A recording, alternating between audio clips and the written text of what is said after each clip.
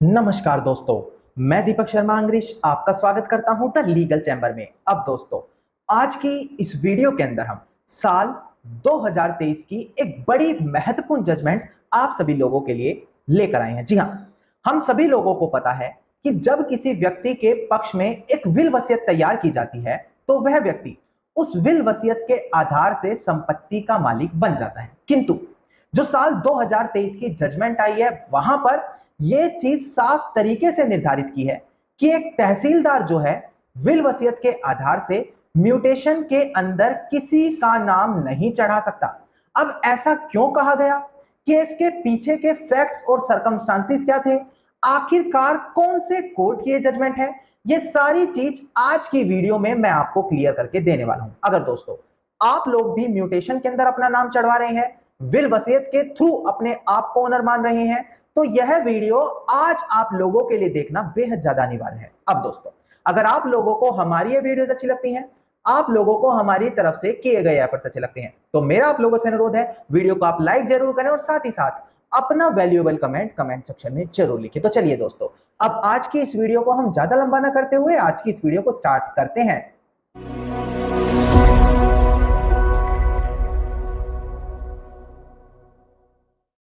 अब देखिए दोस्तों, सबसे पहले वीडियो की स्टार्टिंग में आप लोगों को क्लियर कर दिया जाए, अगर आप लोगों की कोई भी लीगल समस्या है, आप लोग मेरे थ्रू पर्सनली कंसल्टेशन यानी कि लीगल एडवाइस लेना चाहते हैं, तो डिस्क्रिप्शन के अंदर आप लोगों को एक नंबर दिया है, उस नंबर पर आप कॉल करके अपनी कॉल बुक कराकर भी डायरेक्टली मुझसे कंसल्टेशन कर सकते हैं। अब दोस्तों, हम बात करते हैं आज के टॉपिक के ऊपर।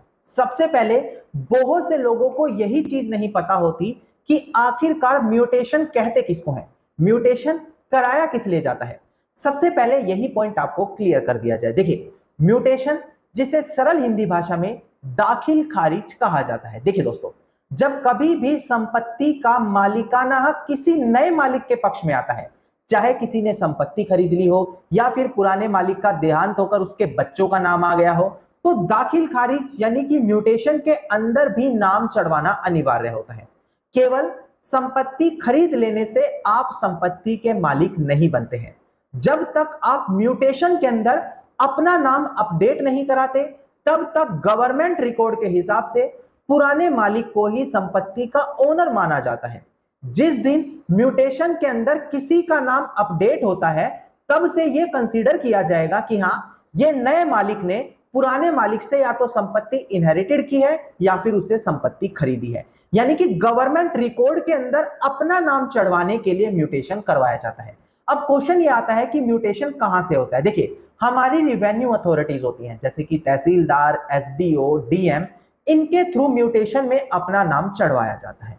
तो यह आज के समय में संपत्ति का मालिकाना हक पाने के बाद नेक्स्ट प्रोसेस होता है, जहां पर आपको अपना नाम चढ़वाना अनिवार्य है। अब दोस्तों, ठीक इसी प्रकार से विल वसीयत भी एक ऐसा दस्तावेज है जिसके माध्यम से एक व्यक्ति अपने जीवन काल के दौरान एक ऐसा दस्तावेज तैयार करता है जिसके अंदर वह अपनी संपत्ति का विभाजन अपने देहांत होने के बाद जैसे भी करना चाहे उस दस्तावेज के अंदर किया जाता है। जो वसीयत को तैयार करने वाला व्यक्ति होता है उसको टेस्टेटर यानी कि वसीयतकर्ता कहते हैं। उसके अंदर एक से ज्यादा बेनिफिशियरी होते हैं, यानी कि जिनको वसीयत के माध्यम से संपत्ति मिल रही है, और एटलीस्ट 2 अटेस्टिंग विटनेस होना अनिवार्य है, यानी कि 2 गवाहें वहां पर होना बेहद ज्यादा अनिवार्य है।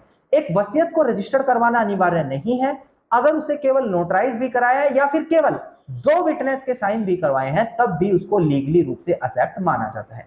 यह रूल आता है दोस्तों हमारा विल वसीयत का। अब आज की वीडियो में मैं अब आपको क्लियर करने वाला हूं कि अगर एक व्यक्ति तहसीलदार कोर्ट के थ्रू यानी कि रिवेन्यू कोर्ट के थ्रू अपनी विल वसीयत लगाकर म्यूटेशन में अपना नाम चढ़वाना चाहता है, तो यह चीज एक्सेप्टेड नहीं होगी। क्यों नहीं होगी? क्योंकि तहसीलदार जो है वो रिवेन्यू अथॉरिटी में काउंट होता है, और विल की जेन्युइननेस, विल के तहत मालिक बना जाएगा या नहीं जाएगा, यह चीज सिविल कोर्ट की अथॉरिटी के अंदर काउंट होती है। अब दोस्तों, आज की वीडियो में मैं यही चीज अब आपको डीपली समझाने वाला हूं। वीडियो के आगे आपको केस टाइटल, केस के फैक्ट्स और बैकग्राउंड और आखिरकार जजमेंट के अंदर क्या कहा गया, यह सारी चीज यहां पर क्लियर होगी दोस्तों। अब देखिएगा दोस्तों, डिस्प्ले पर आपको केस टाइटल साफ साफ दिखाई दे रहा होगा। केस टाइटल है हमारा Gitaram Paliwal and other versus Sitaram and other. इसका रिट पिटिशन नंबर है 2578 ऑफ 2022 और honourable high court Madhya Pradesh high court ने इस जजमेंट को 15 मार्च साल 2023 को पास किया है। बड़ी महत्वपूर्ण जजमेंट है दोस्तों। इसी के अंदर वो सभी पॉइंट्स क्लियर किए गए थे जो आज के हम वीडियो में कवर कर रहे हैं। सबसे पहले केस के फैक्ट्स और बैकग्राउंड आपको क्लियर कर दूं, इसके बाद आपको जजमेंट क्लियर की जाएगी।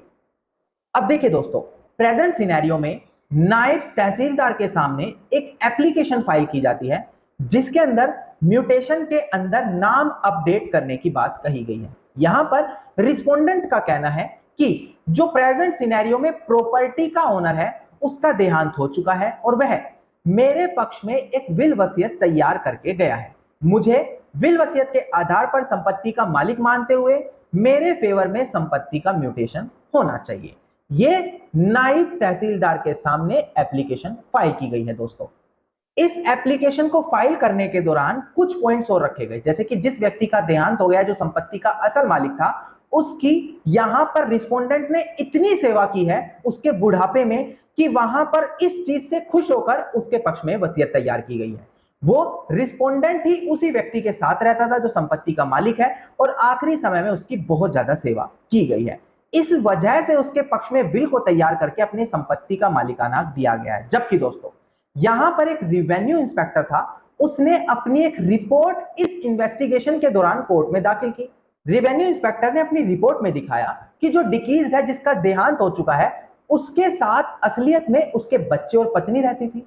तो यहां पर प्रॉपर प्रोसीडिंग होनी चाहिए, प्रॉपर एक्शन लेना चाहिए, उसके बाद कोई आगे स्टेप लेना चाहिए। किंतु नायब तहसीलदार ने इस चीज को इग्नोर करते हुए आगे जिसने एप्लीकेशन फाइल की है उसके पक्ष में म्यूटेशन करने की बात कही। अब दोस्तों इस चीज से परेशान होकर जो डिकीज यानी कि जो संपत्ति का असल मालिक है, उसके बच्चों ने और उसकी पत्नी ने एसडीओ यानी कि सब डिविजनल ऑफिसर के सामने अपील दाखिल की।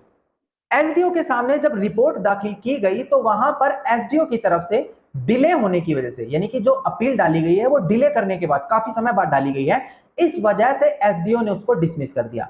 ठीक इसी प्रकार से आगे अपील में जाते हुए जब डीएम के सामने ये अपील डाली गई तो वहां से भी इस चीज को डिसमिस कर दिया गया। अब देखिए दोस्तों, यहां से परेशान होते हुए उस डिकीज के जो बच्चे और पत्नी है वो ऑनरेबल हाई कोर्ट का दरवाजा खटखटाते हैं। देखिए अब देखिए दोस्तों, यहां पर ऑनरेबल हाई कोर्ट में जाने के बाद जो पिटिशनर के काउंसिल है, उनके एडवोकेट है, उनका कहना है कि प्रेजेंट सिनेरियो में तहसीलदार ने रेवेन्यू इंस्पेक्टर की रिपोर्ट को भी इग्नोर किया। उसने इतना भी जरूरी नहीं समझा कि जो डिकीज पर्सन है, जिसकी प्रॉपर्टी है, जिसका देहांत हो चुका है, उसने आखिरी समय कहां पर सांस ली, किसके साथ रहा, उनको बुलाकर एग्जामिन किया जाए। इसके बावजूद नायब तहसीलदार ने म्यूटेशन के अंदर विल के बिहाफ से नाम चढ़वा दिया, जबकि विल की ऑथेंटिसिटी कौन चेक कर सकता है? सिविल कोर्ट चेक कर सकता है। रेवेन्यू कोर्ट के पास ये अथॉरिटी नहीं होती कि विल की जेन्युइननेस को वो चेक कर सके।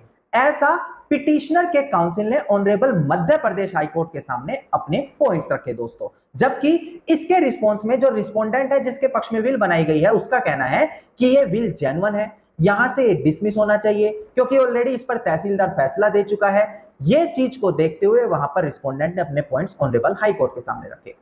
अब दोस्तों यहां पर दो बड़ी महत्वपूर्ण जजमेंट का रेफरेंस दिया गया है। डिस्प्ले पर दोनों जजमेंट में एक एक करके क्लियर कर दूं ताकि पूरा कंसेप्ट आपको क्लियर हो जाए। देखिए पहली जो जजमेंट थी वो थी Ram Gopal Kanhaiya Lal and divisional bench in Hari Prasad Bairagi. यहां पर यही कहा गया था, determination of question of title is the province of civil court, यानी कि मालिकाना हक तय करना सिविल कोर्ट का अधिकार है, unless there is an express provision in the contrary, जब तक कोई विपरीत प्रोविजन ऐसा ना बनाया गया हो। Exclusion of the jurisdiction of civil court can not be assumed और इंप्लाइड, और ऐसी सिनेरियो में अगर सिविल कोर्ट के जुरिडिक्शन को वहां पर एक्सकल्शन किया जाए, उसको निगरानी में ही ना लिया जाए, ये चीज एप्लीकेबल नहीं मानी जाती। Scheme of court constantly preserve the jurisdiction of civil court to decide question of title and jurisdiction is not excluded, यानी कि सरल भाषा में समझे तो मालिकाना हक तय करना सिविल कोर्ट का काम है और इस चीज की पावर सिविल कोर्ट से नहीं छीनी जा सकती। इसी प्रकार से एक और दूसरी जजमेंट का रेफरेंस दिया, वो भी आप डिस्प्ले पर ध्यान दीजिएगा दोस्तों, हरि प्रसाद बैरागी मुरारी एंड अनदर। यहां पर यही था, यहां पर ध्यान दीजिएगा, यहां पर रेवेन्यू कोर्ट की जो म्यूटेशन प्रोसीडिंग होती है बिल के हिसाब से, वसीयत के हिसाब से, उसके बारे में बात की गई है। देखिए यहां पर जो डिविजनल बेंच थी कोर्ट की, उसने यही कहा था कि एमपी रेवेन्यू कोड के अंदर जो तहसीलदार है वो खुद के एविडेंस को रिकॉर्ड करने की पावर नहीं कर सकता, और टाइटल के बिहाफ से किसी का मालिकाना हक तय करने की भी पावर तहसीलदार को नहीं है। It is the domain of civil court only, और ऐसी कंडीशन में सिविल कोर्ट के पास ही अधिकार है कि वो विल वसीयत के आधार पर किसी का मालिकाना हक तय कर सकती है। यह चीज भी रेलिवेंट जजमेंट में साफ तरीके से निर्धारित की गई थी दोस्तों। तो दोस्तों यहां पर यही सारे सिनेरियो ऑनरेबल हाई कोर्ट के सामने है। इसके बाद ऑनरेबल हाई कोर्ट ने जो तहसीलदार ने ऑर्डर पास किया था उसको साइड रखते हुए, साइड रखने का मतलब उसको कैंसिल कर दिया, और नायब तहसीलदार के ऊपर जांच के आदेश दिया, क्योंकि यहां पर यह चीज पाई जा रही है कि नायब तहसीलदार ने ऐसा क्यों किया। क्या इसके पीछे उसका कोई मेलाफाइड बैड इंटेंशन था, कोई और लालच था? इस चीज को आइडेंटिफाई करने के लिए ऑनरेबल हाई कोर्ट ने जांच के भी आदेश दे दिए। अब दोस्तों आज की जजमेंट से आपको यह चीज साफ तरीके से निर्धारित होनी चाहिए कि रेवेन्यू अथॉरिटी के पास म्यूटेशन करने की तो ताकत है, किंतु विल को पहले प्रोबेट कराना जरूरी है, विल को पहले पावर में लाना जरूरी है, और वो अथॉरिटी यहां पर रेवेन्यू अथॉरिटीज के पास नहीं है, वो केवल और केवल सिविल कोर्ट के पास होती है। रेलिवेंट जजमेंट, इस जजमेंट के अंदर दिए गए दो सुप्रीम कोर्ट की जजमेंट का रेफरेंस आपको यह चीज साफ तरीके से निर्धारित करता है, क्योंकि यहां भी तहसीलदार के उस ऑर्डर को असाइड कर दिया गया। धन्यवाद दोस्तों, उम्मीद करता हूं वीडियो के अंदर मिली जानकारी आप सभी लोगों के लिए बेहद ज्यादा लाभदायक साबित होगी। वीडियो के अंदर अगर मिली जानकारी आप सभी लोगों को अच्छी लगी तो वीडियो को आप लाइक, शेयर और कमेंट जरूर कीजिएगा। वीडियो से जुड़ा अगर आप लोगों का कोई भी क्वेश्चन है तो आप कमेंट सेक्शन में मुझे लिख सकते हैं। इसके अलावा अगर आप मुझसे पर्सनली कंसल्टेशन यानी कि लीगल एडवाइस लेना चाहते हैं तो डिस्क्रिप्शन में मैंने आप लोगों को नंबर दिया है, उस नंबर पर आप कॉल करके अपनी कॉल बुक कराकर भी डायरेक्टली मुझसे कंसल्टेशन कर सकते हैं। इसके अलावा अगर आप इसी प्रकार की इंफॉर्मेटिव वीडियोस रोजाना पाना चाहते हैं तो चैनल को सब्सक्राइब करते हुए नोटिफिकेशन बेल आइकन आप जरूर दबा दें।